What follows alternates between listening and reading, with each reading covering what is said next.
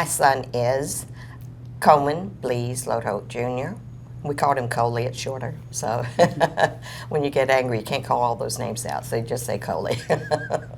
And I say is because as long as I have a breath in my body, he is my son, not past tense. My husband and I are very proud of both of our children, and our children by love also. This is our daughter Leanne, and this is my daughter-in-law Deetra. He was the love of my life. He was always just so happy. Well, most of the time, except if you woke him up. He didn't like that too much. But he was always so good with kids. We were blessed with one, but there was no child that did not feel Cole's touch. Because we had a bunch of nieces and nephews, and he treated them just like they were his. He was always there for the family, always. Coley loved the kids so much because he was one. Yeah. He was, he didn't grow up. He was our Peter Pan. He loved everything with, whether it be mechanics, teaching the kids what to do, how to take care of themselves. In fact, 2 of my 3 sons joined the fire department with Coley. He joined because it was in his DNA. He had no choice. He tried working with his father who built houses, and he knew that was not his calling. That was his dad's calling, okay? So they lived in the country. There was a volunteer fire department near them, and he got interested in that. And then he said, hey, this is my calling. I can do this. And then he joined, and he went through his classes, and he became a professional EMT and firefighter. And on his days off, he volunteered at the volunteer fire department. Yes, he was the captain there. It was like when he joined, he hit the pavement and ran. There was no stopping him. I mean, everything from the moment he joined until the end of his life was fire department, fire department, fire department. You know, I mean, it was, like she said, it was apparently in his DNA, because when he found it, he never let go. He loved it.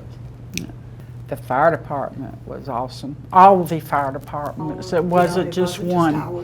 Yeah. Because he was with, you know, involved with 2 professional firefighters and the volunteer. And so they just wrapped you in their arms if you needed anything. You didn't even have to think about what you needed.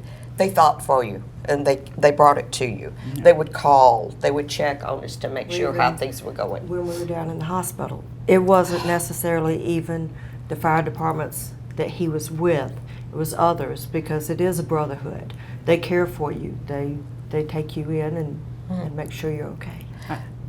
The fire department, he was finally transferred over to MUSC in Charleston, which is almost 100 miles from where we lived. But the fire department there came in. You know, they knew that the coffee wasn't all that great at the hospital, so they went to Starbucks and brought coffee. Yeah. They took care of us. Yeah, they took care. Thank you so very much. We could not repay the gratitude I think we all feel for them being there at that time. His local chief, his volunteer chief, I was a mess. And he just took over the whole funeral. I mean, it was a firefighter's funeral till the very end. And it was, we had people tell us it's the most beautifulest ceremony Service that they'd ever been to. Okay. My favorite story was when he was in high school. He was only probably about in the 9th grade or so, and there was going to be a fight after school, and he heard about it. He wasn't involved in the fight. It was some older classmates. So I was told this story about him after he had passed. So they were out in the woods. The circle was made. The guys were ready to fisticuff and knock down. That was before people did knives and guns and things. It was just fisticuffs. So he drives up, and he comes out there, and they're all gathered around, and they see him at the corner of their eye, and they're asking him, well, who are you? And he says, I'm Cole Lee. I'm Bruce Lee's brother. Needless to say, yes, everybody starts laughing. Nobody's in a fighting mood, and they break up and they go home. But, you know, they did forget one thing. Bruce Lee was Chinese. We're Japanese, but they didn't know the difference. From the time we woke up in the morning, and I fixed his breakfast, and which his mother said he came to me better than that. But I had him spoiled. I fixed his breakfast and his coffee and all that, and fixed his lunch to go to work, fixed his supper to go to work, and it's just him, the whole being, the laugh, the tears, you know, the hardships. But we made it, you know, we made it, and we were married almost 31 years. He had just turned 21, and I was 2 weeks from being 21. Yeah, we started dating at 17. I'm going to miss that he not only was, he was a very rounded person. I told you about the funny parts. Okay. He thought about other people. He received the Firefighters Award because he went in and got someone out of a building who didn't want to come out, but got him out. Mm-hmm. One of our nieces got married in New York City, and we're rural people. We don't deal with all this lights and stuff. All right, her family took a detour and went around New York City. Their family didn't know the detour. They went downtown New York City in his fire red pick-em-up truck. Well, it was a traffic jam. There was an ambulance trying to get through, and New York City was just all the cars there. He has the light bar on his truck. He stops his truck in the middle of New York City. He turns on his lights. He gets out of the truck. He directs traffic so that ambulance could get their person where they needed to be. Sure did. I miss Coley because he was my brother. And my big brother, he was always there. I never knew life without him. He always had my back. Didn't matter what it was. I could always call him and say, can you help me with this? Can you do that?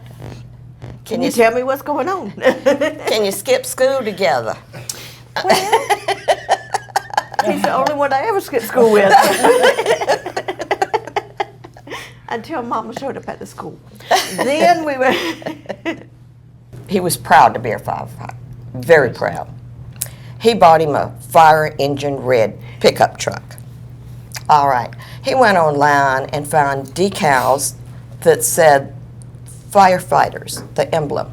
He had Edition. Edition, and he had 2 of those. He put them on the back quarter panels of his pickup truck.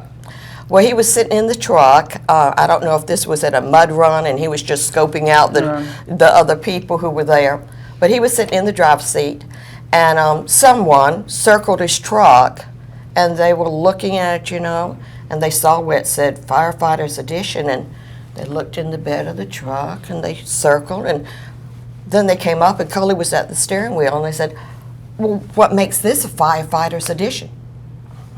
Coley smiled, like, I'm a firefighter. That makes it edition. Yeah, it sure did.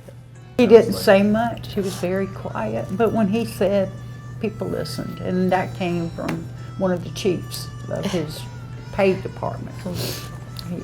He was a man of few words, but when he spoke, they listened.